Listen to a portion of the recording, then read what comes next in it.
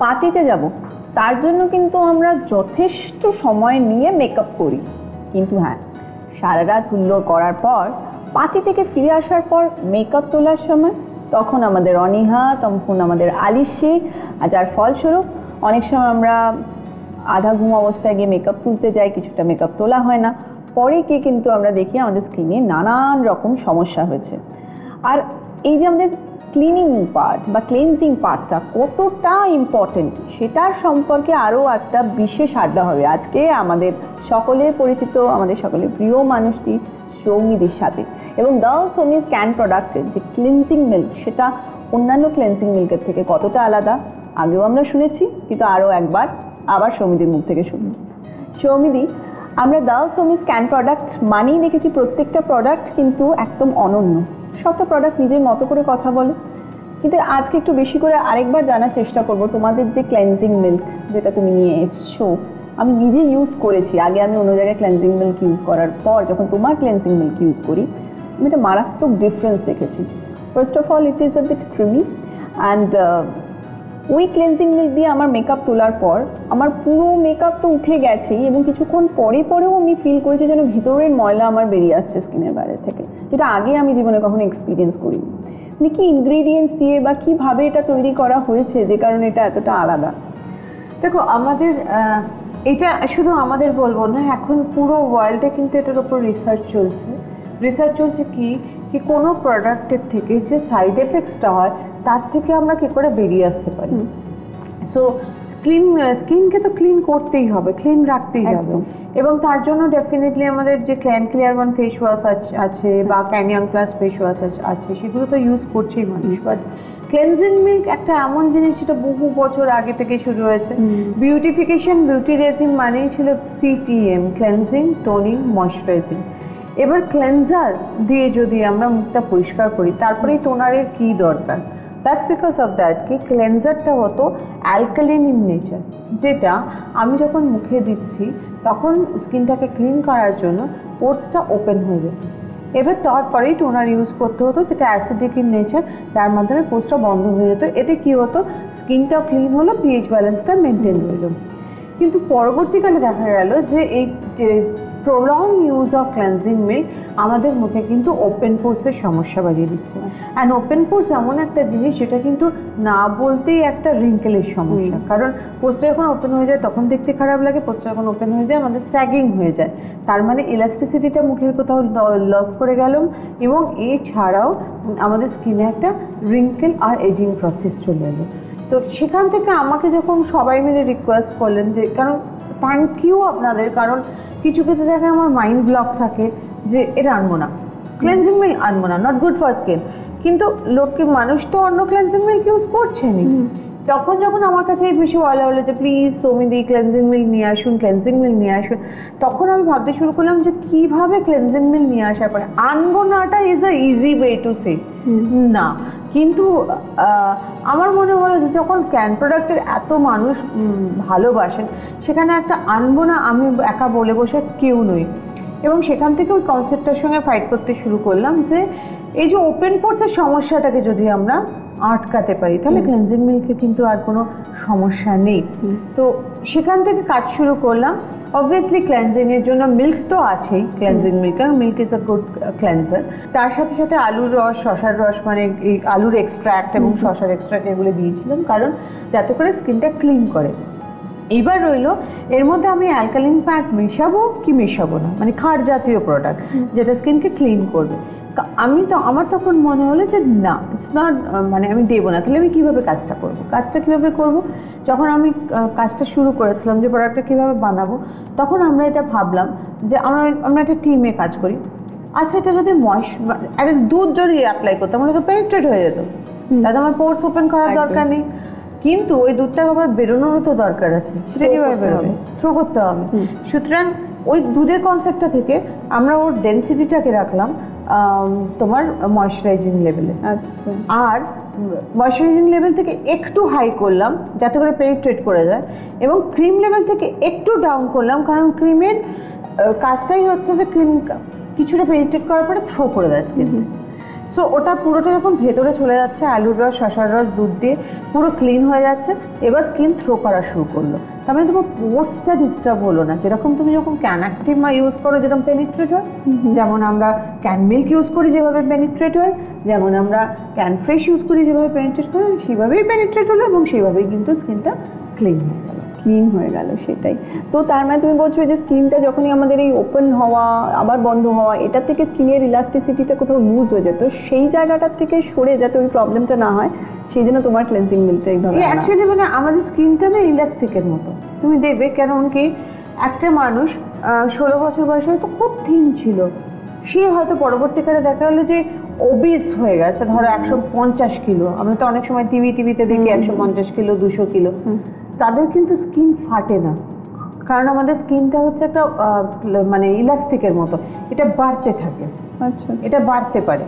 এইবার ধরো আমরা যখন রোগা হই, হ্যাঁ অনেকটা মোটা ছিলাম, রোগা হই, সেই সময় দেখবে যখন স্কিনটাও কিন্তু কমে আসছে, কিন্তু স্ট্রেচ মার্কস পড়ে যায় ইলাস্টিকের মতো। ধরো একটা কালো ইলাস্টিক, মোটা ইলাস্টিক যখন টানছো দেবে সারা সারা সারা সারা দাগ পড়ে। ছেড়ে দিলে যতটা ইলাস্টিসিটি আছে অতটা চলে এলো, কিন্তু তারপরে যেটুকু নেই হারিয়ে গেল, সেখানে কিন্তু স্ট্রেচ মার্কস পড়ে গেল। সো এইরকমই আমরা যখন বারবার করে পোর্সটাকে ওপেন করছি, বন্ধ করছি, যখন ওপেন পোর্স হয়ে যাচ্ছে, তখন কিন্তু আমাদের স্কিনটা স্যাক করে যাচ্ছে, বেড়ে যাচ্ছে, তার মানে ইলাস্টিসিটিটা কমে যাচ্ছে, এবং সেখানে কিন্তু একটা এজিং প্রসেস চলে এলো। যখন আমরা ভাবছি আরে আমি তো কোনো কেমিক্যাল ইউজ করি না, আমি তো ভালো একটা অ্যান্টি রিঙ্কেল ক্রিম ইউজ করি, আমি হয়তো একটা অ্যান্টি রিঙ্কেল সেরাম ইউজ করি, দেন অলসো আমার স্কিনে এতটা ইলাস্টিসিটি কমে গেল, দেন অলসো আমার স্কিন এত রিঙ্কেল প্রোন কেন হয়ে গেল? First because of cleansing milk. সেটা হয়তো ধরতেই পারলাম না। আমরা অনেক ছোট ছোট ব্যাপার কিন্তু অনেক সময় উপেক্ষা করে দিই, এমনকি ক্লেন্সিং মিল্ক, সেটা নিয়ে আমরা অনেক সময় ভাবি না, কিন্তু সেই কারণেই আমাদের বারবার তোমার সাথে এই যে আড্ডায় আমাদের বন্ধুরাও পার্টিসিপেট করেন যারা ওই পাশ থেকে রয়েছেন, যে দেখো ক্লেন্সিং মিল্ক যে এত সুন্দর করে তুমি বলে, এটাও কতটা ইম্পর্টেন্ট এবং এটা আমাদের স্কিনে কতটা ইফেক্ট করতে পারে। হ্যাঁ, এটা বেসিক্যালি কি বলতো, আমার কাজটা তো ডেফিনেটলি সবাই জানেন যে আমি ভীষণ কাজ করতে ভালোবাসি, বাট কাজটা আমার এই কাজটা আমার প্যাশন। সুতরাং আমার না সব সময় মনে হয় যে আরও কি বেটার করা যায়, যাতে করে সবাই বুঝতে পারে যে হ্যাঁ ঠিক আছে, দ্য সৌমিস ক্যান প্রোডাক্ট, এবং সেটা একটু অন্য, সেটা একটু আলাদা। সেক্ষেত্রে যেমন আমি সবসময় মনে করি যে অনেকেই হয়তো আমাকে জিজ্ঞেস করছেন এখন যে কি এমন মানে রিডিউস হওয়ার পেছনে কী কারণ ছিল, কী রিজন ছিল। দেখো, রিডিউস হওয়ার সময় আমি সত্যি বলছি, আমি নারকেল তেলের মধ্যে কপুর দিয়ে আমি প্রচুর পরিমাণে বডিতে অয়েল লাগাতাম। এখন অবশ্যই যদি সেই সময় যদি আমার অলিভ অয়েল থাকতো, মানে আমি নিশ্চয়ই ক্যান অলিভ অয়েল ইউজ করতাম, বাট ঠিক আছে, ওই জায়গাটা একটু মাথায় রাখতে হবে। এই যে ফুড হ্যাবিটটা, এটাকে কত সুন্দরভাবে সায়েন্টিফিক্যালি চেঞ্জ করা যায় যাতে করে একটা মানুষ সুন্দর হতে পারে, সেটার উপর কিন্তু আমি কাজ করছি। ইয়েস। আর তোমার ফুড হ্যাবিটটা কি, সেটাও কিন্তু আমার বন্ধুরা জানতে চাইছে। যে তার আগে একটা ছোট্ট ব্রেক নিয়ে নিই, ব্রেকের পর ফিরে আসছি সৌমিদির বিউটি সিক্রেট নিয়ে।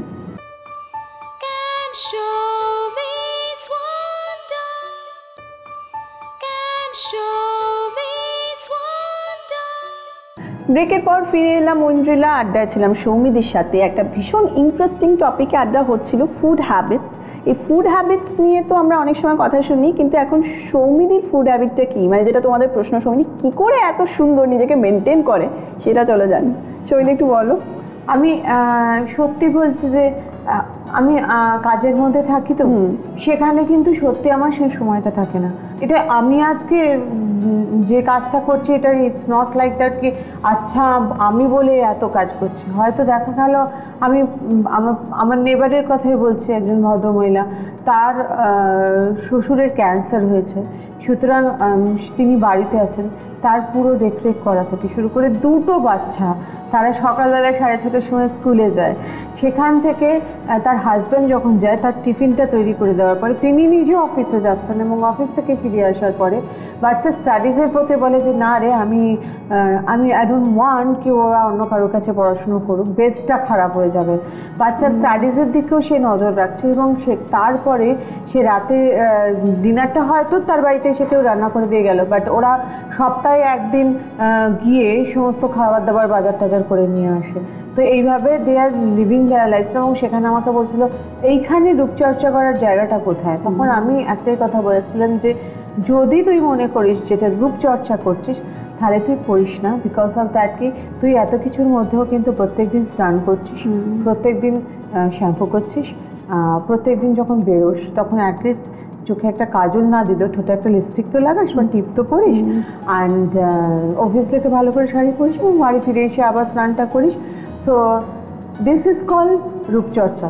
একটা ছোট্ট কথা বলবো যে নিজের জন্য ভাবার অধিকার কিন্তু সবার আছে। আমি বলবো যে অন্তত সপ্তাহে না হলে মাসে একটা দিন পার্লারে গিয়ে 1 থেকে 1.5 ঘন্টা কাটিয়ে আসা, ওই যে নিজেকে প্যাম্পার করা, ওই প্যাম্পারিংয়ের টাইমটা কিন্তু আপনাকে আবার একটু এনার্জাইজ করে দেবে। প্লাস ধরো আমি ওর যে বিউটি রেজিমটা মেনটেন করিয়ে দিয়েছি, সেটা হচ্ছে আমি সকালে বলেছি তুই উঠেই প্রথমে যেটা খাবি আগে ক্যান্টক্স খাবি, ক্যান্টক্স চা, একদম এক ক্যান্টক্স চা খাবি, অ্যান্ড তার সাথে সাথে biscuit, just 2 bread, egg white, এবং দরকার হলে একটা ফল মানে ফ্রুটস ধরো অ্যাপেল বা অন্য কিছু। এবং যেদিন ধরো খুব সময় কম মানে খাওয়ার সময় পাবো না আমি জানি, সেদিন হাফ লিকার আমার ব্যানানা হল। আচ্ছা, এবং তারপরে আবার একটুখানি পরে শুধু সারাক্ষণ না একটু মুখটা চালিয়ে যেতে হবে, মানে ধরো এই 8:30 এটা খেলাম, 10:30টার সময় একটুখানি ডাবের জল খেয়ে নিলাম, তারপরে আবার দুপুরে যখন আমি খাবার খাচ্ছি প্রপার বাড়ি থেকে নিয়ে গেলাম,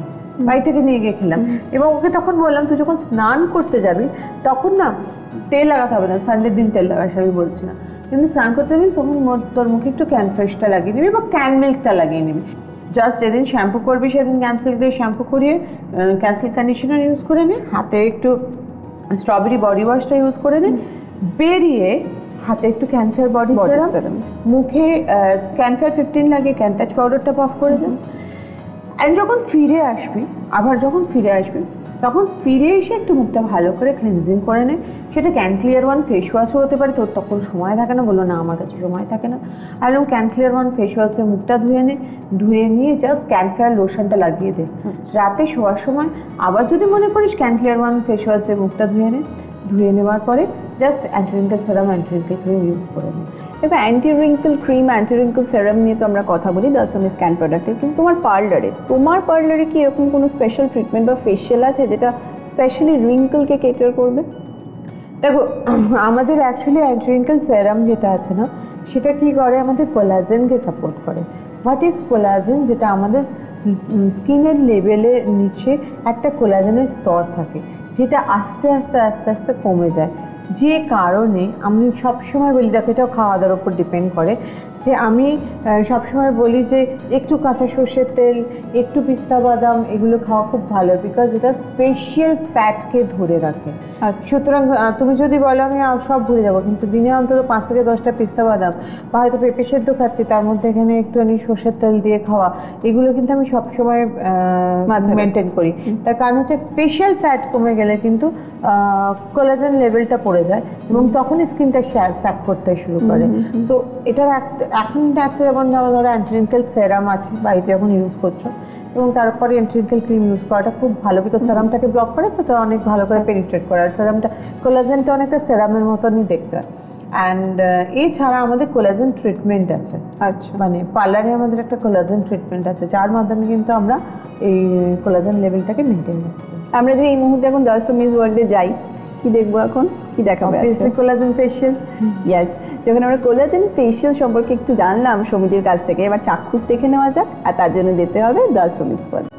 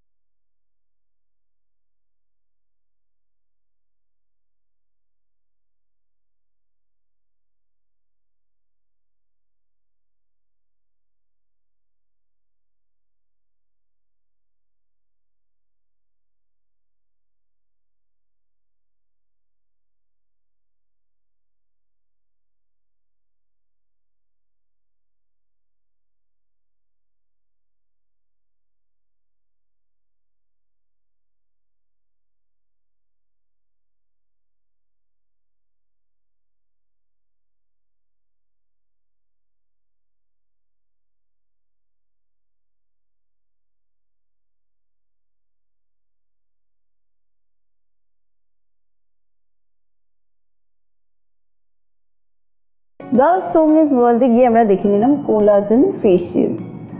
রিঙ্কেলের সমস্যা যাদের, মানে অলরেডি যাদের রিঙ্কেল পড়ে গেছে, বেশ পড়ে গেছে, তারা যদি ধরো এই কোলাজেন ফেসিয়ালটাকে বারবার মাসে একবার বা দুবার নিতে চায়, মানে কটা সিটিং হবে বা কিভাবে গিয়ে নেবে, সেটা কি পার্লারে যারা আছেন তারা স্কিন হিসেবে দেখে বলে দিতে পারেন? এটা ডিপেন্ড করে কীরকমভাবে ডিপেন্ড করে, এটা ডিপেন্ড করে যে তোমার যদি খুব প্রবলেমেটিক স্কিন হয়, অনেক বেশি কোলাজেন লেভেলে তোমার প্রবলেম চলে এসে, তখন আমরা হয়তো বলি মাসে 2টো করে প্রথম দিকে, এবং তারপরে আস্তে আস্তে যখন আমরা ঠিক জায়গায় পৌঁছে যাই, অবভিয়াসলি তার সঙ্গে ঘরের ট্রিটমেন্টটাও তো আছে, anti wrinkle serum, anti wrinkle cream use করতে হবে। সেটার সাথে সাথে অবভিয়াসলি খাওয়া দাওয়া আমরা কিছুটা বলে দিই, বিকজ খাওয়া দাওয়া এমন একটা ব্যাপারটা, আমরা অনেক সময় হাঙ্গার স্ট্রাইকে চলে যাই, তাতে করে কিন্তু কেউ রোগা হয় না, ডেফিনেটলি হয়। কারা হয়? যারা তার হাঙ্গার স্ট্রাইকের পরেও খাবার পায় না খেতে। সো ডেফিনেটলি এখানে আমাদের কি হয়, যখন আমরা প্রচণ্ড একটা ডায়েট করি, একটা ক্রেভিং মনের মধ্যে 7 দিন, 10 দিন, 12 দিন, 15 দিন, 16 দিনের পরে যখন আমরা হামড়ে পড়ি খাবারের ওপরে, সেটা আরও ভয়ঙ্কর এবং সেটা আরও বেশি ওভার ইটিং হয়ে যায়। সো ইটিংয়ের ক্ষেত্রেও আমার মনে হয় যে আমরা যখন খাই না, তখন আমাদের পেটটা ভরেছে কিনা 20 মিনিট পরে আমাদের ব্রেন বলে। সো দ্যাটস ওয়াই এই মধ্যখানে 20 মিনিটে কিন্তু আমরা যেটুকু খাই সেটা ওভার ইটিং হয়ে যায়, পরে আমাদের পেটে কষ্ট হয়, ওরে বাবা আমরা কেন খেলাম। So that is the over eating, we have to stop. তো সেরকম কোলাজেনের ক্ষেত্রেও তুমি যেরকম বলছো যে অনেক ধরনের খাওয়া দাওয়া হয় যেটা আমাদের কে প্রপার রাখতে সাহায্য করে। যেমন ধরো একটা জিনিস আমরা খুব অ্যাভয়েড করি, মানে অ্যাভয়েড করি না ঠিক, খুব একটা ইউজ করি না, নেগলেক্টও করি না, খুব একটা হেলথ কনসিয়াস ম্যাটার নিয়ে মাথায় রাখি যে এইটা খেলে, মানে এইটা ইউজ করলে আমার সুগারটা খাওয়া হবে না, দ্যাট ইজ হানি। কিন্তু হানি যে আমাদের কোলাজেন লেভেলকেও বাড়ায়, এটা আমরা অনেকেই জানি না। সুতরাং আমরা যদি হানি, মানে একটা কথায় আছে, মানে এটা একটা উক্তি কথা, যে ওরা কিন্তু নিজের যৌবনটাকে ধরে রাখার জন্য, অনেকদিন ধরে রাখতে পারতো, সেই ধরে রাখার জন্য কিন্তু ওরা অদ্ভুত একটা জিনিস খেত, সেটা তো সকালবেলা 3টে রসুনের কোয়া আর 1 চামচ মধু মিক্স করে খালি পেটে খেত। সময় বলছে একটা ছোট্ট ব্রেক নিতে, এরকম ইন্টারেস্টিং আড্ডা কিন্তু চলবে, স্টে টিউনড।